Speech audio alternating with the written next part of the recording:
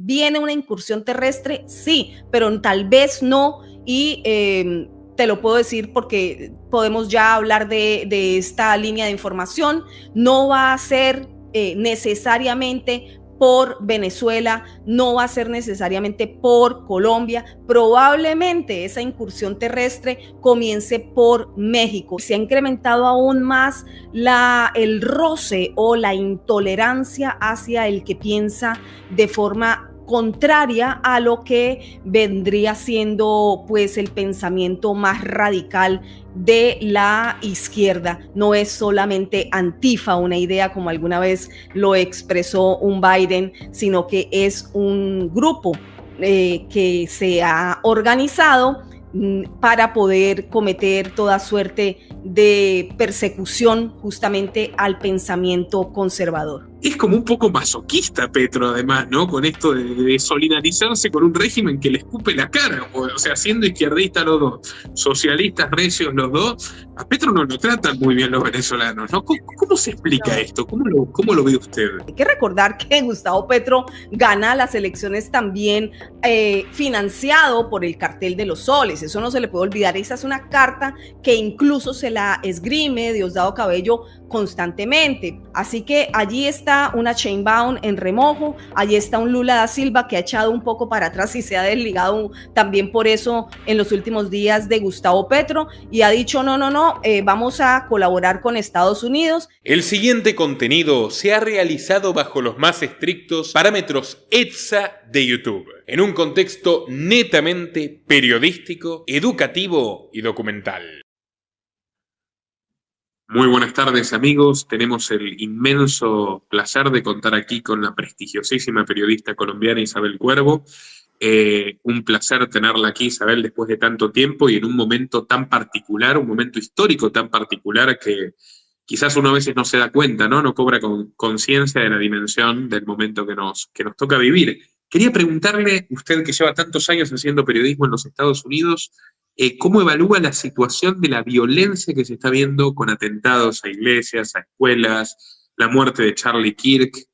Bueno, toda esta situación tan espesa, este clima social tan tenso en el país del norte.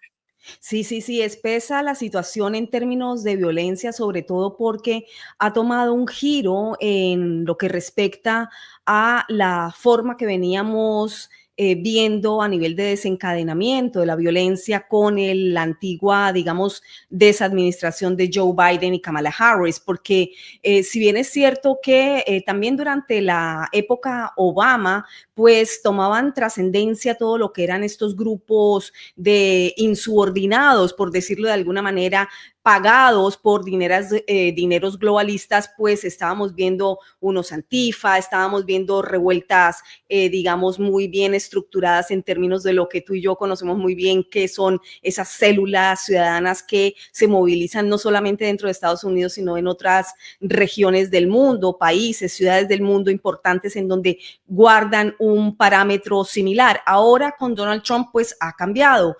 Quiere decir también que este Donald Trump 2.0, que no es el mismo Trump que gobernó en su primer mandato, pues la violencia se ha incrementado no solo contra el mismo presidente Donald Trump en su campaña política, como pues el mundo entero lo vio con ese disparo que por una suerte de casi milagro se salvó la vida de Donald Trump, sino también el atentado a todas las personas que profesen de alguna manera todo lo que es el discurso conservador.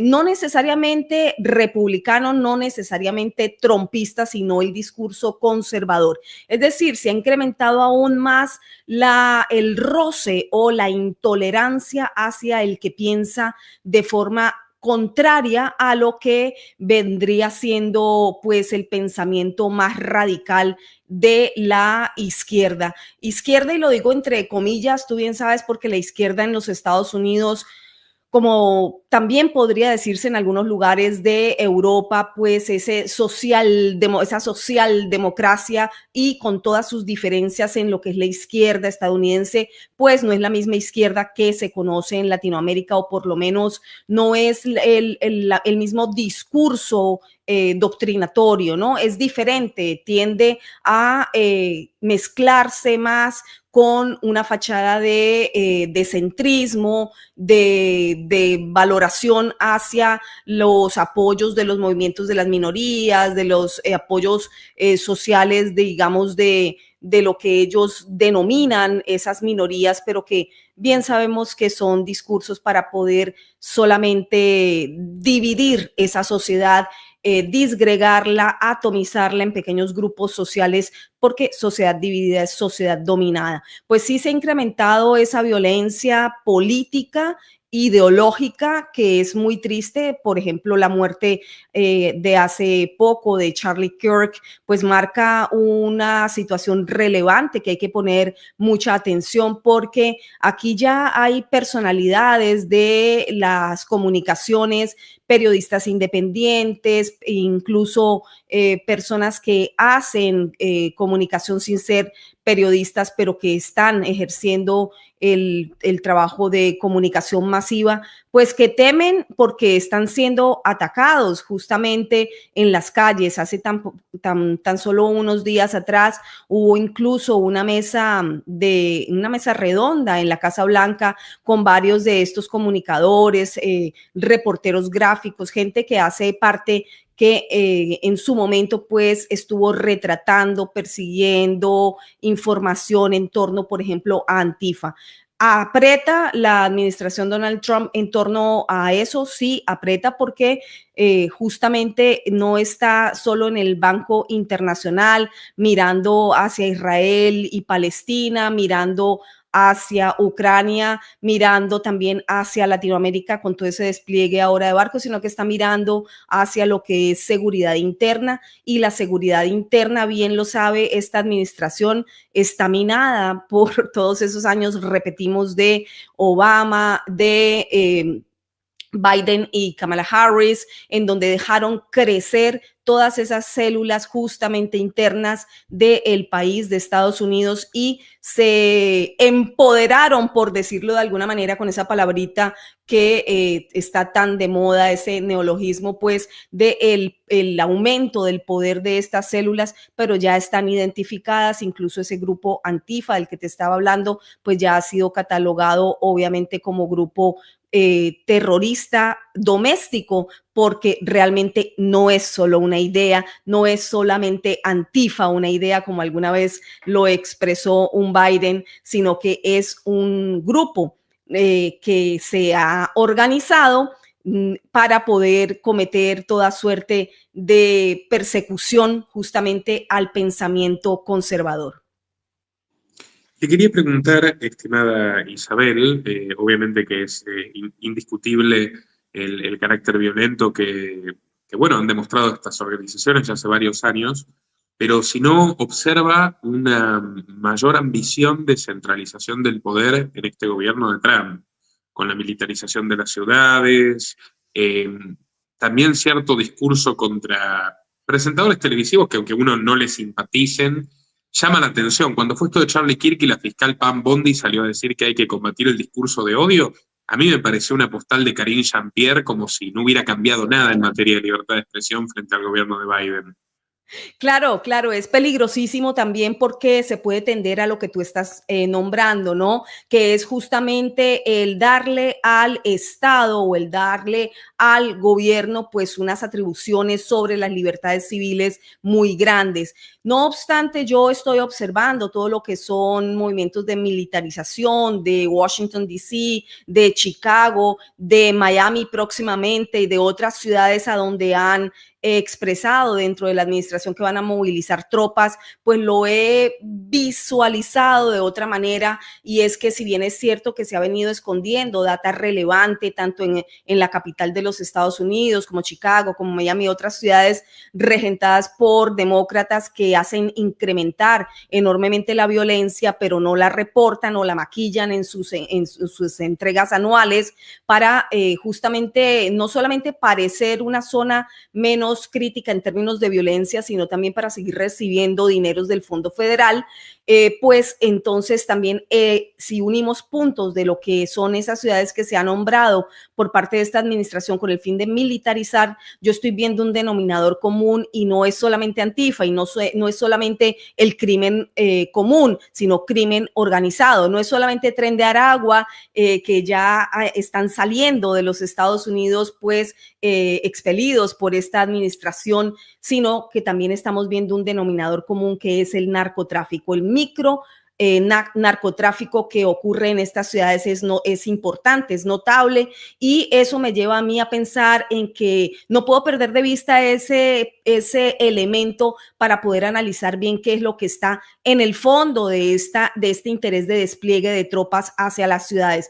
Por supuesto, no sin dejar de lado tampoco lo que anotaste al inicio, y es estar muy pendientes de lo que son los derechos civiles y ciudadanos, porque no se puede pregonar que se está administrando un país bajo un gobierno conservador, en donde sabemos que el discurso es gobierno pequeño y muchos derechos civiles en donde a la casa, al interior de la casa, no se mete el gobierno, sino que da la libertad a los ciudadanos para que pues decidan bien o mal su vida, pero al contrario, en la ejecución podría ser justamente lo contrario. Eso hay que tenerlo muy presente porque si bien es cierto también que el país quedó totalmente inundado, por ejemplo, para darte tan solo un ejemplo, por una migración desordenada, irregular, no documentada, sin ningún tipo de registro que pudiese llevar al gobierno a dar un seguimiento de ese ingreso masivo.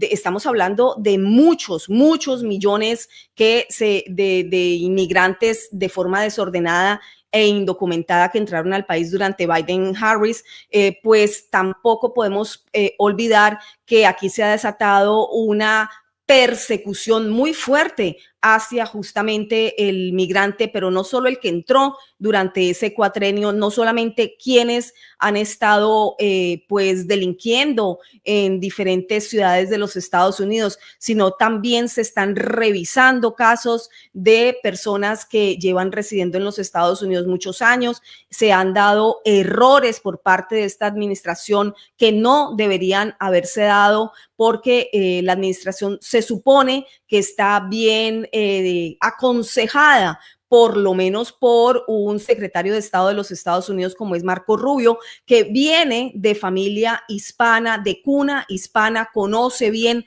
lo que es la realidad cubana, colombiana, venezolana, no entiende solamente y habla perfectamente el idioma, sino que entiende la idiosincrasia y entiende las razones de esas migraciones. Entonces, si se están, haciendo redadas masivas para sacar células que tienen que ver con el Tren de Aragua, con el Cartel de los Soles, con delincuencia organizada, con tráfico humano, tráfico de niños, etcétera, que sí son ciertas y que sí se les está dando solución. No deben ocurrir esos errores de persecución, por ejemplo, a residentes hispanos o de otras nacionalidades que llevan años aquí en los Estados Unidos con número tributario, pagando impuestos para después ser catalogados como inmigrantes indocumentados y sacados de la forma, digamos, menos humanitaria como merecería una persona que entró a trabajar, a buscar una mejor vida, a buscar una legalización, una vía de legalización. Sí, tal vez no lo habrían hecho de la manera correcta, tal vez desde fuera y desde otras vías sería mejor. Yo no propicio, por ejemplo, la inmigración ilegal desde ningún punto de vista, pero tampoco propicio, ni avalo, ni apoyo, ni puedo estar de acuerdo con la persecución a ningún individuo que no sea un delincuente y sea apresado, perseguido y expulsado de los Estados Unidos después de haber contribuido a este país y demostrado que es una persona honesta, responsable y que incluso cumple con el tío Sam, que es sagrado en los Estados Unidos. Dígame, estimada Isabel, ¿percibe una radicalización general de la sociedad americana? En ambos bandos, digamos. Yo creo que no, yo creo que se viene sintiendo la misma radicalización o división que se ha sentido desde hace muchos años atrás. Yo creo que la administración Obama se comenzaron como a separar mucho más estos dos partidos dominantes en los Estados Unidos, que se alternan el poder en los Estados Unidos desde hace tantas décadas. Así que se comenzó a sentir un poco más durante Obama, porque Obama fue una suerte también de triunfo para el Partido Demócrata, pero una gran decepción también para muchos que confiaron en esa figura y que rápidamente demostró que no era el perfil que había vendido en campaña. Para darte tan solo un ejemplo y para seguir en términos de migración, pues Obama fue el deportador en jefe.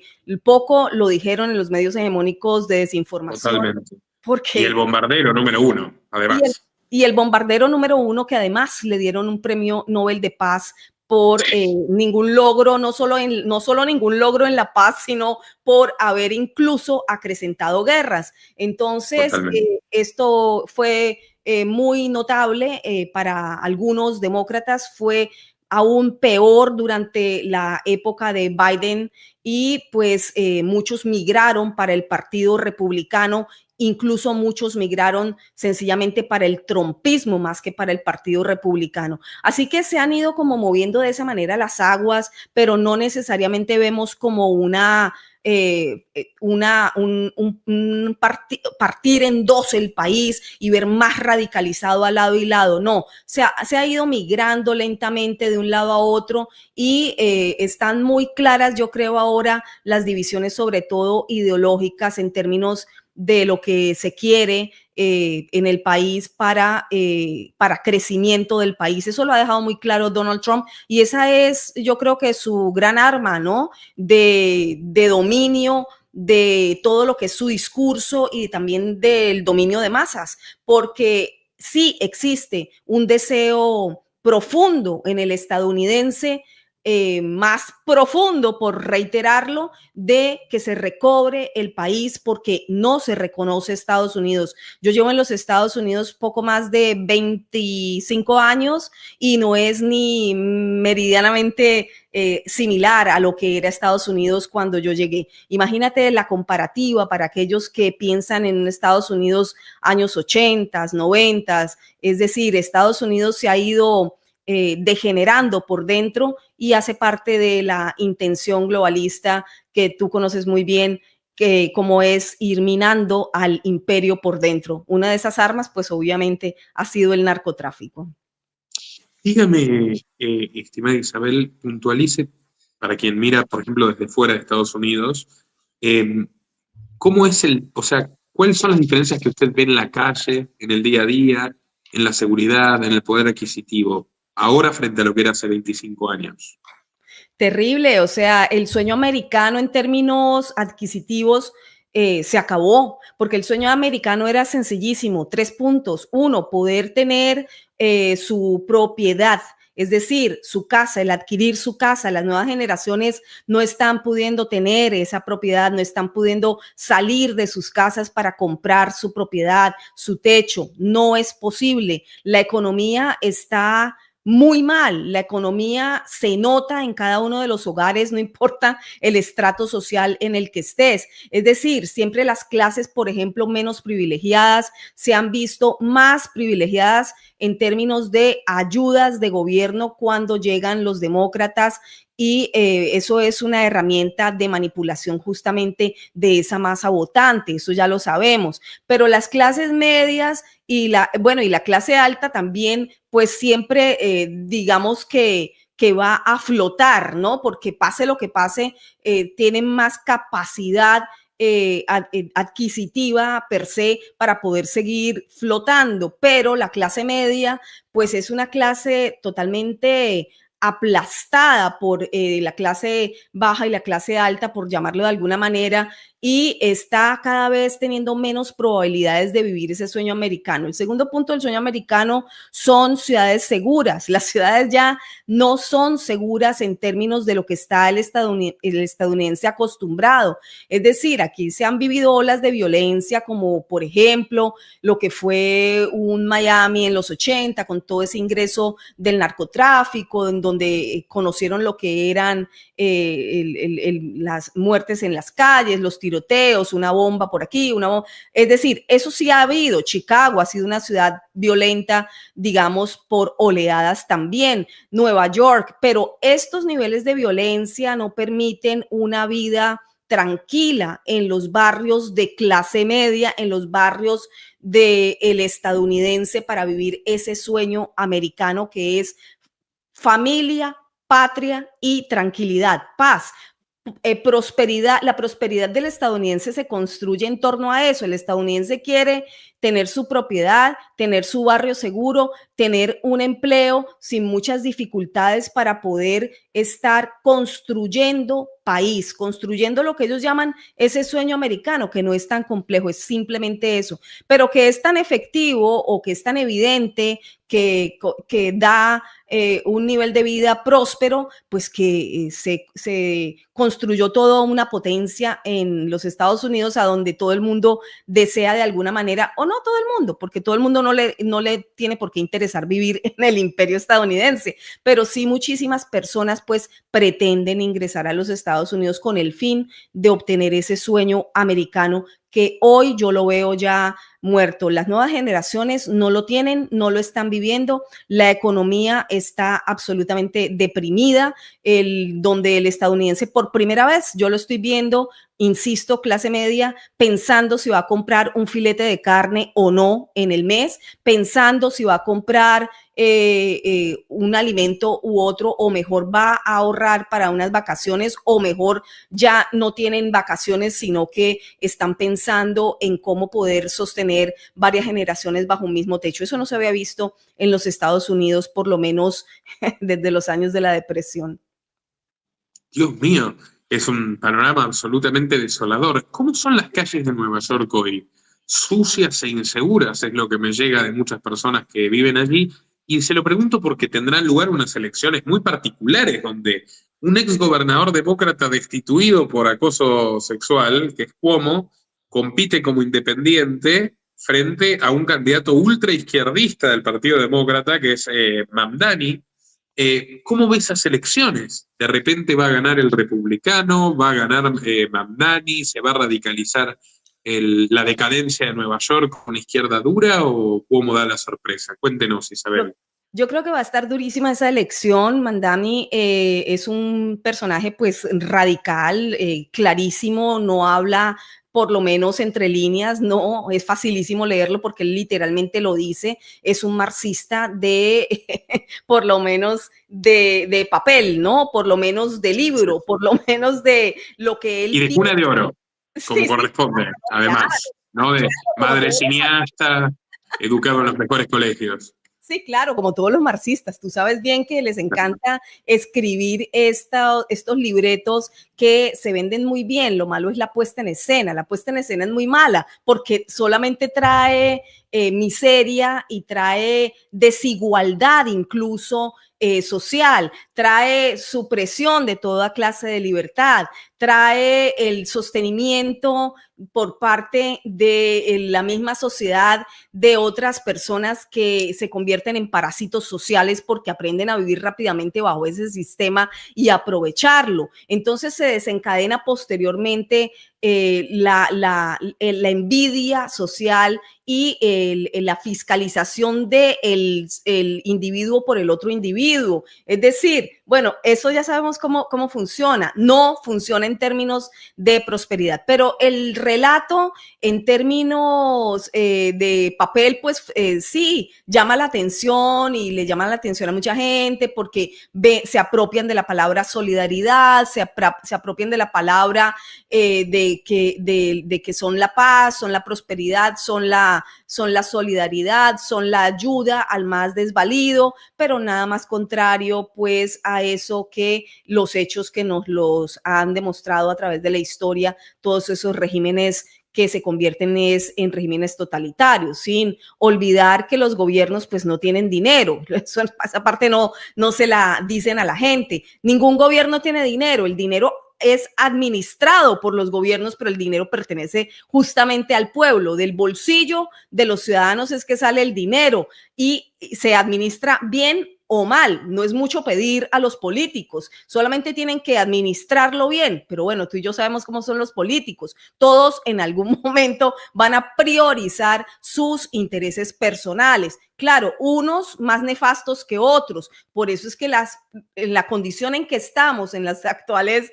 democracias, pues siempre ha sido muy criticable el hecho de que no se pueda discernir de mejor manera quién va a decidir los designios de un país o no, porque todos votamos, ¿no? Esa es la democracia, pero la democracia también, bueno, es que entraríamos en otro análisis allí, en otro diálogo que también yo pienso que sería muy acorde traerlo en estos tiempos, y es la sobrevaloración de la democracia, ¿no? Porque ha sido tan abusada que si no se ejecuta de manera correcta desde lo ético, que no puede faltar, tiene que ser el eje central de todo país, de toda cuna social, de cualquier lugar. Si no hay una, digamos, vara ética importante sobre la que se rija las sociedades, pues de todas formas ningún sistema va a servir. Esto es lo que nos queda. La democracia se supone que es lo mejor que hemos construido en términos de humanidad. No hay más, es que no hay sino eso, o las dictaduras o las dictocracias o las anarquías, ¿no? También quisiera pensar, soy propensa a que me gusten un poco los lineamientos que tú dominas muy bien, que son los de los libertarios, porque hacen una división más radical, digamos, de lo que es el poder del pueblo en sí mismo, y darle muchísimo menos poder a los gobiernos. Sin duda, esa es una extraordinaria medida que debería comenzarse digamos, a implementar mucho más, porque lo que estamos viendo son democracias abusadas, democracias que no son representativas, no son reales, democracias que son dominadas por quien cuenta los votos, y las maquinarias de elecciones pues están absolutamente putrefactas en todas partes. Si a eso le sumamos las nuevas, digamos, el socialismo del siglo XXI, el Mandami de Nueva York, o todos estos discursos que son populistas, socialistas, pero que ellos son los grandes oligarcas, como en Colombia, por ejemplo, el camarada Ferragamo. Yo le digo a Petro de esa manera porque es el camarada Ferragamo, es un revolucionario que gusta calzar Ferragamo y se ufana de ellos, se ufana de sus vacaciones en Europa, es un guerrillero muy bravo, terrible, sí, con los pobres, pero que prioriza pues hacerse cirugías estéticas para cortarse la papada y ese tipo de cosas, ¿no? Es muy cómico, Petro, es un personaje del realismo mágico latinoamericano, pero es maravilloso. Cuando empieza a disertar sobre la cocaína, tan elocuentemente, cuando dice, y yo he tomado las armas y las podría tomar de nuevo, y se hace el guapo, y que él va a defender a Venezuela. Esto le quería preguntar, me ha dado un gran disparador, estimada Isabel. En el contexto en el cual está Venezuela, donde además yo veo que Diosdado Cabello cada vez que tiene oportunidad sostiene que el problema es Colombia, y dice, el narcotráfico está en Colombia, vean a Colombia, manden los barcos a Colombia. Es como un poco masoquista Petro, además, ¿no? Con esto de solidarizarse con un régimen que le escupe la cara. O sea, siendo izquierdistas los dos, socialistas recios los dos, a Petro no lo tratan muy bien los venezolanos, ¿no? ¿Cómo se explica esto? ¿Cómo lo ve usted? Bueno, mi mirada yo la he expuesto en varias ocasiones, sobre todo porque hay que irla haciendo día a día, porque ese es un pulso que están llevando estos dos, digamos, fantoches, ¿no? Tanto Maduro como Gustavo Petro. Iba a decir dictadores, pero es que yo siempre lo he dicho, Gustavo Petro no dio ni para dictador, es que es tan mediocre, es tan nefasto este personaje, es la antítesis en sí mismo, de sí mismo, por todo lo que acabamos de hablar de él, incluso pues eso lo demuestra, que no dio ni siquiera para dictador. Entonces le da la mano a sus iguales ideológicos en Venezuela, a sus camaradas y socios en los negocios del narcotráfico, porque hay que recordar que Gustavo Petro gana las elecciones también financiado por el cartel de los soles. Eso no se le puede olvidar. Esa es una carta que incluso se la esgrime Diosdado Cabello constantemente, como quien dice, quédate calladito obedece, no te me alborotes tanto,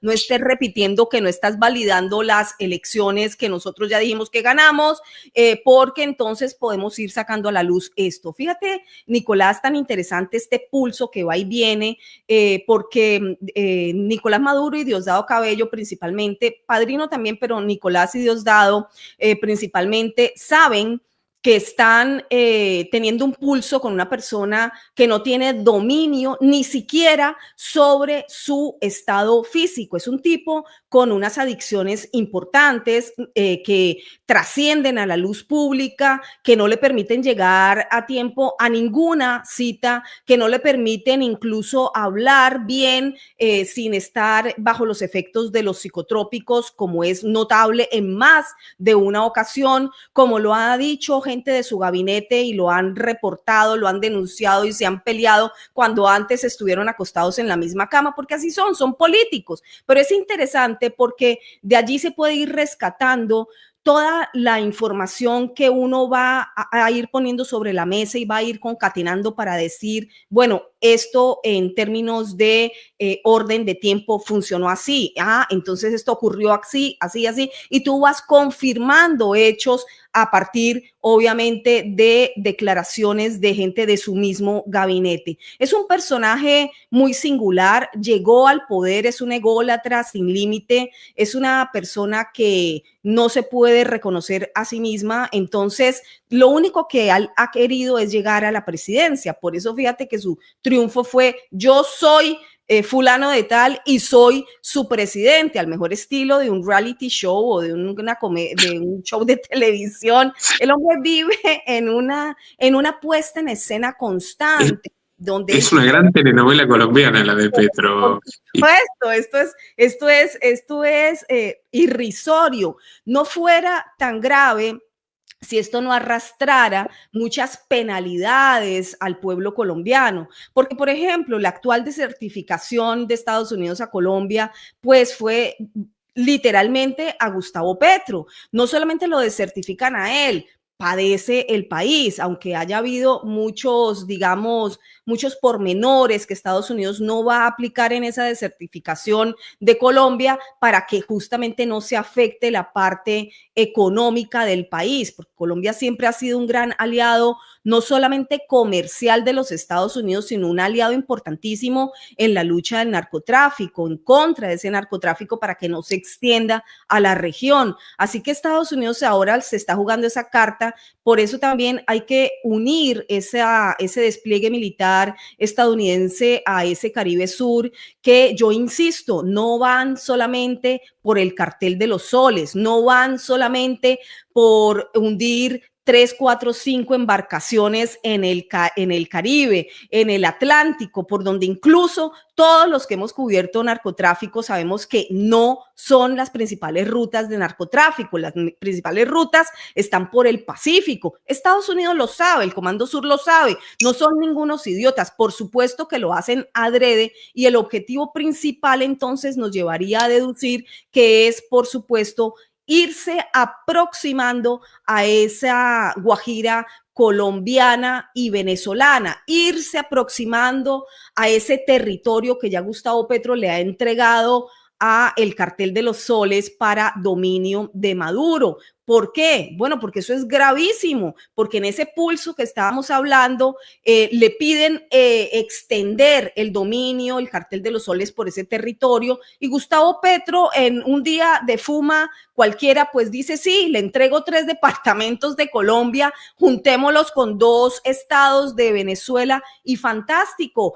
Para allá y para acá el trasiego de drogas libre, que además ya se lleva a cabo desde hace muchos años, porque esa es una zona de trasiego de drogas muy importante. Allí es donde está el Catatumbo, allí es donde viene la gran cantidad de desplazados colombianos, donde hay masacres que ni siquiera nadie puede registrar, donde las autoridades, el ejército no puede entrar. Esa es una zona al servicio del narcotráfico. narcotráfico. Y ese narcotráfico no es el menudeador, no, allí está preso el pueblo, allí están presos los campesinos, allí están presos los indígenas, todos ellos dominados por estos carteles del narcotráfico que los someten a la fuerza a o siembras lo que yo te mando o me permites también pasar por aquí, construir mis cocinas de elaboración de drogas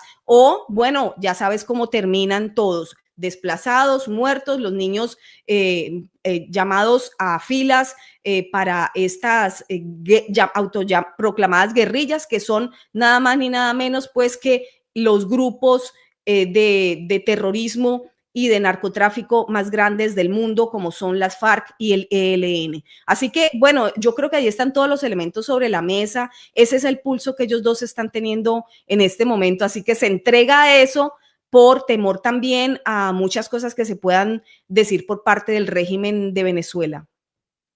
¿Usted cree que es inminente la acción militar estadounidense en Venezuela antes de fin de año, por ejemplo? No sé si antes de fin de año, porque la información que yo he ido recopilando por parte del Departamento de Estado, las fuentes, por lo menos que estoy manejando, han salido bastante, digamos, certeras en cuanto a la data que me van tirando.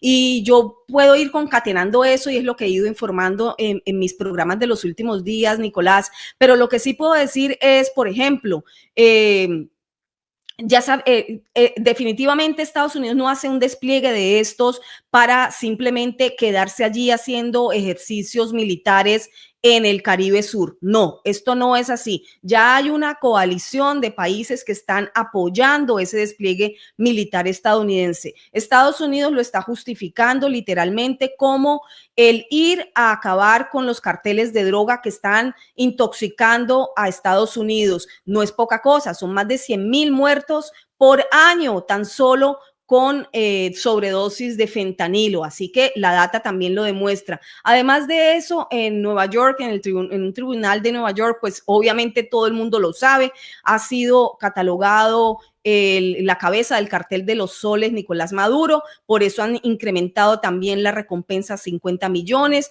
Diosdado Cabello y Padrino 25 y 25 millones. Esto no es solamente para eso, esto ellos van a pasar a fase 2, lo informé una semana antes que todos los medios hegemónicos de desinformación, porque tenía esa data que me habían soltado. Y esa fase 2 significa incursión terrestre. ¿Viene una incursión terrestre? Sí, pero tal vez no. Y te lo puedo decir porque podemos ya hablar de esta línea de información. No va a ser necesariamente por Venezuela, no va a ser necesariamente por Colombia, probablemente esa incursión terrestre comience por México y la gente va a decir, pero ¿qué pasó si los barcos estaban aquí frente a Venezuela? Si lo que queremos es que derroquen a Maduro, sí, pero es que la actual administración de tonta no tiene un pelo, no van a exponer un movimiento de este tipo para que sea tumbada por, digamos, derecho internacional infringido. No, obviamente que no lo van a hacer. Y hay varios planes de incursión terrestre sobre la mesa, A, B, C, D, muchos planes y día a día, no solo el Marco Rubio, el secretario de Estado, sino el propio Donald Trump, revisan, esa es la información que tengo, Nicolás, revisan día a día, literalmente estas dos cabezas, qué paso van a dar ese día. Ni siquiera en el Comando Sur, fuentes que tengo aquí me han dicho mayor cosa. Por supuesto, obvio, los periodistas sabemos que una incursión de este tipo no la van a informar antes, pero uno sabe leer entre líneas dependiendo de los datos que le vayan soltando. Para mí, esto sí va a continuar incrementándose. Todo lo que está ocurriendo hoy en el escenario internacional es bueno. Ese logro de Donald Trump de esa primera fase de negociación de paz entre Israel y el grupo terrorista Hamas ayuda a que también después sea más visible al mundo lo que esté haciendo Donald Trump en torno a Latinoamérica. ¿Por qué? Porque fíjate que los grupos de choque de la izquierda más radical lo que han sacado a la luz pública en las últimas horas en Europa es que Donald Trump lo que quiere es incrementar la guerra, armar una guerra en Latinoamérica con estos buques estadounidenses. No van a poder pararlo. Se va a seguir ejecutando incursión en Latinoamérica. El objetivo no solamente es Venezuela, el objetivo es que en Colombia no siga avanzando la izquierda terrorista y narcotraficante que llegó al Palacio de Nariño. El objetivo es que en Latinoamérica, en toda la región, no avance digamos, los grupos políticos financiados por el narcotráfico. Así que allí está una Sheinbaum en remojo, allí está un Lula da Silva que ha echado un poco para atrás y se ha desligado también por eso en los últimos días de Gustavo Petro y ha dicho no, vamos a colaborar con Estados Unidos y poco a poco van a ir marcando su posición porque saben que en Estados Unidos hay un gobierno duro que no va a quitarle el ojo de encima a la región. Isabel, muchísimas gracias. Realmente un análisis exhaustivo. Hemos recorrido un montón de temas. Los invito desde ya a suscribirse al canal de Isabel en YouTube y también seguirle en X, que hace spaces muy interesantes. Gracias, Nicolás. Un placer, como siempre, compartir contigo. Hasta pronto.